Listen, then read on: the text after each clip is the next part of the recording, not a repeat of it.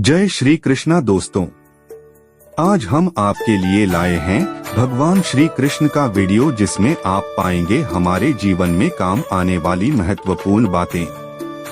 महाभारत में कई रहस्य छुपे हुए हैं, इनमें से कुछ तो लोग जानते हैं, जबकि कई ऐसे रहस्य भी हैं जिनके बारे में बहुत कम लोगों को पता है।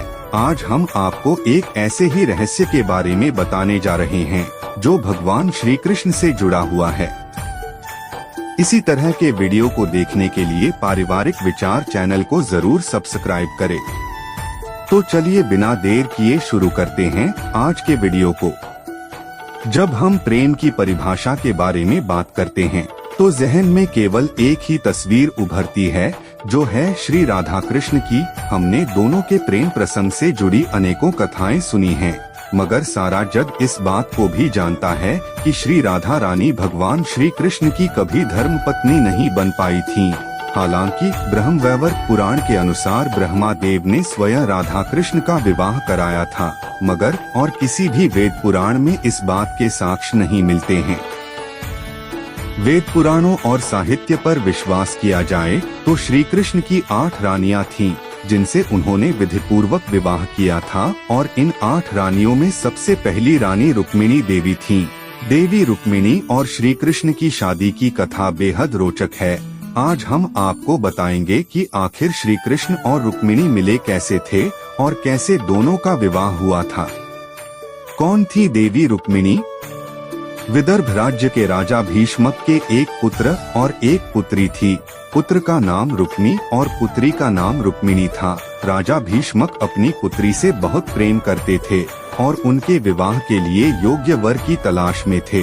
इस विषय में राजा भीष्मक के सबसे करीबी मित्र एवं महाभारत कालीन मगध राज्य के नरेश जरासंध को भी पता था। जरासंध को उस वक्त का शक्तिशाली राजा माना जाता था और ऐसा भी कहा जाता था कि जरासंध का वध कोई नहीं कर सकता है।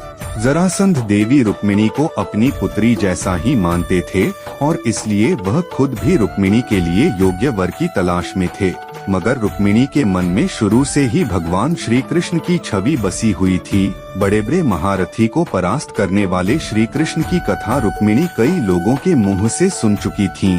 देवी रुक्मिणी ने श्री कृष्ण के विषय में सुनकर ही यह तय कर लिया था कि वह उन्हीं से विवाह करेंगी। मथुरा के राजा कंस को झटके में ढेर करने के बाद तो श्री कृष्ण की ख्याति और भी बढ़ गई थी। उनकी वीरता के चर्चे चौतरफा गूंज रहे थे।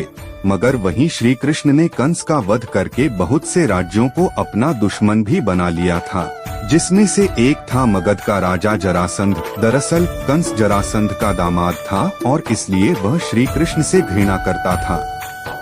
जब जरासंध को इस विषय में ज्ञात हुआ कि रुक्मिणी को श्री कृष्ण से प्रेम है, तो देवी रुक्मिणी के भाई रुक्मी के साथ मिलकर जरासंध ने छेदी नरेश शिशुपाल के साथ रुक्मिणी का विवाह तय कर दिया। मगर विधि को तो कुछ और ही मंजूर था, इसलिए यह विवाह कभी हो ही नहीं सका। श्री कृष्ण और रुक्मिणी की प्रेम कथा। रुक्मिणी ने अपने पिता को यह बात पहले ही बता दी थी कि वह विवाह केवल श्री कृष्ण से ही करेंगी, क्योंकि वह मन ही मन उन्हें अपना पति मान चुकी हैं। ऐसे में रुक्मिणी के पिता ने भी उन्हें सहयोग देने की ठान ली। मगर जरासंध और देवी रुक्मिणी के भाई को जैसे ही इस बात की भनक लगी, उन्होंने राजा भीष्मक और राजकुमारी देवी रुक्मिणी को कारागार में डाल दिया। कारागार में बंदी बने हुए ही देवी रुक्मिणी ने श्री कृष्ण की सखी एवं बरसाने की रानी देवी राधा को पत्र लिखा, जिसमें उन्होंने बताया कि कैसे उन्हें और उनके पिता को बंधक बना लिया गया है और वह चाहती हैं कि श्री कृष्ण उन्हें बचाने के लिए स्वयं विदर्भ राज्य पधारें।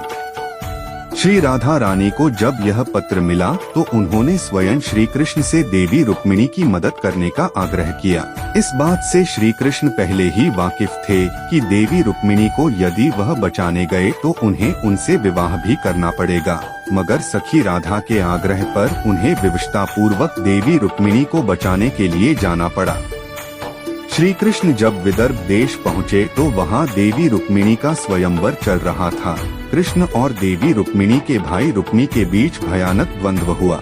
लोक कथाओं के अनुसार श्री कृष्ण ने रुक्मिणी का वध करने के लिए अपना सुदर्शन भी उठा लिया था, मगर देवी रुक्मिणी के आग्रह पर उन्होंने रुक्मिणी को छोड़ दिया। भरी सभा में देवी रुक्मिणी को अपहरण कर उन्हें अपने साथ ले गए। रुक्मिणी तो पहले ही श्री कृष्ण से प्रेम करती थीं और मन ही मन उन्हें अपना पति मान चुकी थीं। इस बात को श्री कृष्ण भली भांति समझते थे और इसलिए अपहरण के बाद जब वह श्री कृष्ण का रथ गुजरात राज्य के छोटे से गांव माधवपुर घे पहुंचा, तो वहां श्री कृष्ण ने देवी रुक्मिणी से विवाह कर लिया। आपको बता दें कि आज भी माधवपुर में माधवराय जी मंदिर है, जहां हर वर्ष आज भी रामनवमी के अवसर पर विशेष मेले का आयोजन किया जाता है। रुक्मिणी से विवाह के बाद श्री कृष्ण उन्हें अपनी द्वारका नगरी ले गए, जहां उनका धूमधाम से स्वागत किया गया। दोस्तों, यदि वीडियो अच्छी लगी हो तो इसे जरूर शेयर करें और इसी तरह के अन्य वीडियो देखने के लिए चैनल को सब्सक्राइब जरूर करें। आपके अनमोल सुझाव हमें कमेंट बॉक्स में जरूर बताएं।